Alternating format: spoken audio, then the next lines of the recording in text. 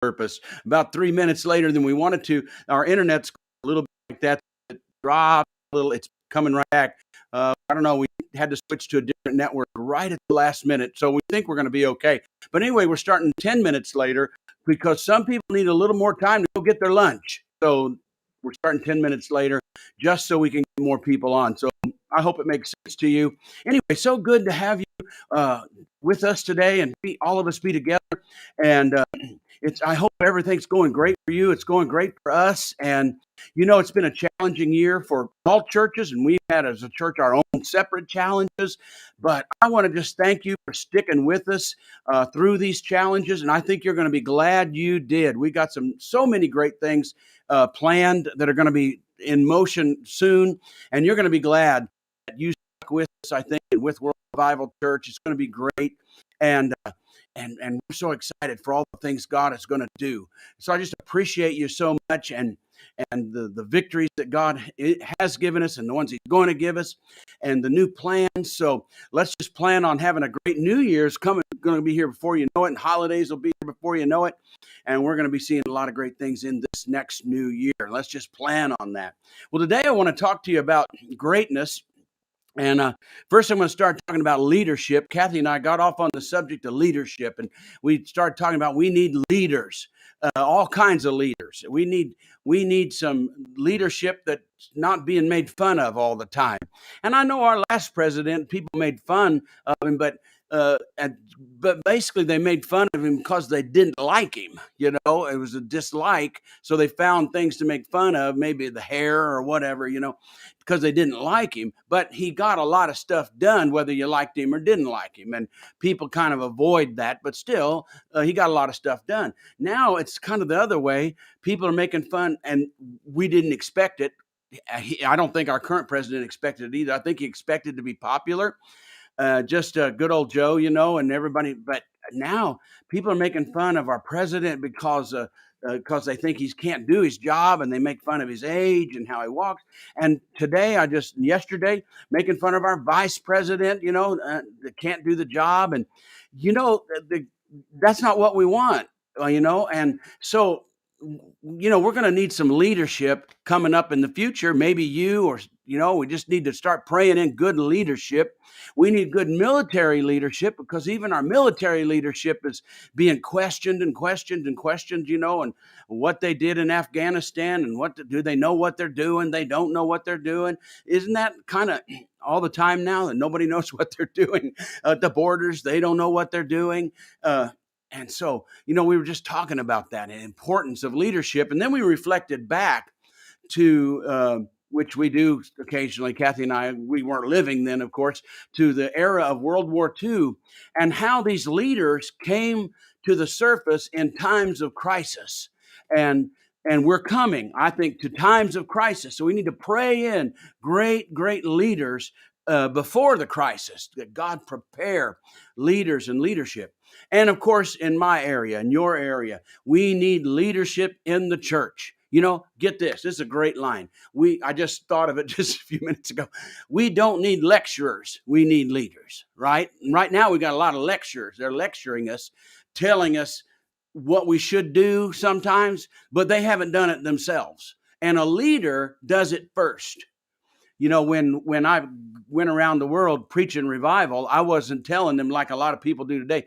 We got a lot of teachers and preachers on revival, but they haven't experienced it themselves. They've read about it and they tell you what it's like. I've read some really good books on revival, but the people themselves have not had that experience where they tell you what it was like for them to be touched by the very hand of God. Like Paul, he could tell you, he said, 3 times in the book of Acts, he talks about being on the road to Damascus. And I'm sure he told the story a lot more than 3 times. It's just in the book of Acts 3 times. You can imagine how many other times he must have told the story in all his travels. It's almost like him going here, going there, going here, going there. And maybe it's even like me preaching sometimes where Paul's going along talking to, hey, by the way, did I ever tell you about the time I was walking on the road to Damascus? And then he tells the story again, how he was touched by the power of God that knocked him to the ground, you know. And I've told that story all over the world, how I was touched by the fire, lightning of God that struck me, like the power and lightning and fire, you know, and how it lit me up and it changed me, and my personality was changed and everything was changed. So I can tell that story over and over and over again. And so leaders need to lead by experience, not by lecture, right? And lectures are good if you've experienced it. So we need some leaders to experience God and experience the word of God and the plan of God, and then go lead. Go tell us what to do, but go there first. So we need some good leadership. Now, I told you I was going to talk about greatness, though. So that scripture, of course, comes to everybody's mind when you talk about greatness in the Bible. And we need to correct something, because Jesus said, if you want to be great. And in modern religion, from when Catholicism took over, and uh, it went to the monks, and they wore the robes, and they took vows of poverty and vows of silence and all that, it would have been taught that to want to be great, because Jesus said, if you want to be great, would have been wrong. You shouldn't want to be great. You need to be humble. Well, humble people are great. That is great. That's being great. But anyway, so to want to be great would have been wrong. And so kind of we got that now, like, well, if I want to be great, maybe I'm being prideful or egotistical. But if you follow Jesus' pattern, that's not true. He said, if you want to be great. And he didn't say, if you want to be great, you're wrong. You shouldn't want to be great. That's bad. He said, if you want to be great, which is positive, he said, then you need to become the servant. You need to become a servant of everybody. You learn how to serve. So there, Jesus is teaching us how to be great and defining what it means to be great. And so that's how you start greatness. You get a mentality. Okay, greatness starts with serving. And I've had so many people, they pray about being a servant. I just want to serve you, Lord. And we sing songs about serving the Lord, and we talk about it. We read scriptures about where Paul says he's a servant of the Lord. And then when people start treating us like servants, then we get offended. Well, they don't appreciate me. Well, I thought you wanted to be a servant. What?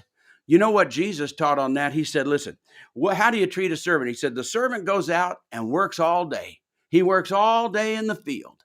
And then when he comes in, he says, what do you do when he comes in the house? Does the master then fix him something to eat? He said, no. After the servants worked all day in the field, he comes in and then he fixed supper for the master. And then after he's fed the master and probably done the dishes, then he sits down and he gets to eat. And he describes the life of a servant. So when you pray and say, God, I just want to be a servant, I just want to serve you and please you, then don't go into shock when people start treating you like a servant. That's what you prayed for. And God's training you in serving, but he's also training you in greatness. And you go through a lot of great years of greatness, learning how to serve and learning how to be great in the mentality of greatness, in the mentality of a great leader. See, and in that you think in terms of greatness because you think in terms of serving. And my family has grown up in that, of course, in our household, because we always knew that if we were sitting together as a family and the phone rang or whatever, and somebody's in need or somebody's in a crisis or whatever, we know we got to take care of it right now. And it's still to this day when we're together, we don't get offended. We don't stop and say, well, we're supposed to have family time, and this ministry always interrupts our family time. No, you go, we'll stay. The rest of us will stay and enjoy the family time. One of us is going to go and take care of that problem or situation, with just the way we live. And it's paid off. It's an attitude we have. We're here to serve. We're here to be servants of the Lord, and we just understand it and enjoy it. We enjoy it, being a servant, because we enjoy the living like that, and learning what it means to be a servant, and learning what it means to be great with God, in God's eyes, at least. So if you want to be great, then you want to become the servant of everyone and learn to serve. And that's where the greatness starts. And so many people, they say they want to serve, but they're going to get offended. They're going to get hurt. They hurt my feelings. They don't appreciate me. They didn't give me a watch when I moved. I left the nursery and I went over here. Now I'm an usher, and the people in the nursery, I've been doing it for 5 years, and they didn't give me a certificate, and they didn't tell me they should have given me a cake or something. Well, you're just a servant. You came from the field. Now you're coming in the house. Now you go over here and feed these people. You just serve. You just serve because you like to serve. And it's a mentality that keeps you safe, and it's on the verge of greatness. And so all these people in the Bible, they spent time with Jesus, and by spending time with Jesus, they learned to be a servant. And so he would give them examples of it. And I remember, I remember. First, I'll tell you about Jesus. Remember when he washed the disciples' feet, and that, of course, was an action of a servant. A servant would do that. Jesus shouldn't have had to do that, of course. And the disciples wouldn't do it normally either, because they had servants to do that. But then Jesus took on the form of that servant, and one day he washed their feet, and they were confused about it because that wouldn't normally be his job. But he did it to show this is the example of the attitude. He didn't say, well, from now on, I'm going to be washing feet, and now on, you should be washing feet. He said, you have the attitude of a servant, because you're going to have to serve. You're not going to start washing feet. You're going to have to start serving, right? And so that was the attitude of it. And so I've been, when I've been around the world, I've done all these things. I've occasionally gone into a church where some person, they think they're in the spirit of God, and they think God told them they're supposed to wash everybody's feet, and they'd make them, they'd tell them they all got to take their shoes and socks off, and they'd stop the service and get a pan of water and go around, and they're so humble because they wash everybody's feet. Well, that's not really what that's about. The only way they'd be humble, wash everybody's feet, number one, if all our feet were dirty, which they're not, which they were in Jesus' day, it was a service because they needed to wash their feet.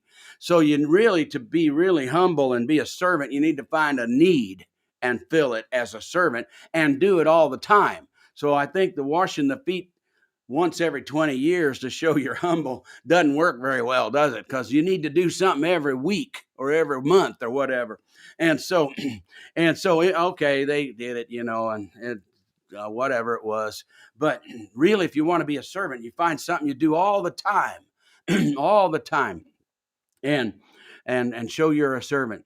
Did I ever tell you about the time, speaking of that I was in a big conference in Ohio, and there were about 5,000 people there, or 10,000 people there, or whatever. And we were called in to do the music for this conference that went several days at this big auditorium. And there were 10,000 people there. And the main speaker for the conference was Morris Cerullo. And some of you may not know who he is, I think he's passed on now. I think his son is still around and has Inspiration Network. But so we were asked to do the music, and then Morris Cerullo was the speaker. And so we'd do the music, and then we'd sit down over here, and there's the pulpit, and Morris Cerullo would get up, and so he got ready to speak, and I'm sitting over here, and Morris Cerullo all of a sudden says, "Son," because I was young, and he was older, and I was younger, and he said, "Son, come up here." Now, in front of all these people, I had no idea what he's going to do. And he said, "Come up here." And so I come up there, and I stood there. And he said, "I got something I need you to do." And so I needed to be a servant's mentality. And I thought, I wonder what it is, though. Maybe, it's going to be a big job, and I'm going to look really great. He said, "I need you to do something for me." I said, "Okay, what?" And he handed me a glass of water. And he said, "I need you to stand right here and hold my glass of water for me while I preach." So I didn't know how long he's going to preach, but I stood there the whole sermon next to his pulpit, and I'm looking at all the people. And I'm looking at him and looking at all the people. And all I'm doing during his whole sermon is holding a glass of water. And when he'd look at me, I'd hand him his glass of water, and then he'd hand it back to me, his whole sermon. He probably preached 2 hours, and I stood and held his glass of water. And I had to be a real servant because you know what? He spoke the next day. And the next day we sang. And the next day he, get up here, kid. And here you go. And I'd stand there again and I held his glass of water while he preached. And that was my serving Morris Cerullo. He didn't even ask my name, didn't know my name, and he never said thank you. Didn't give me an offering. Didn't invite me to look at it, take a tour of his bus or anything.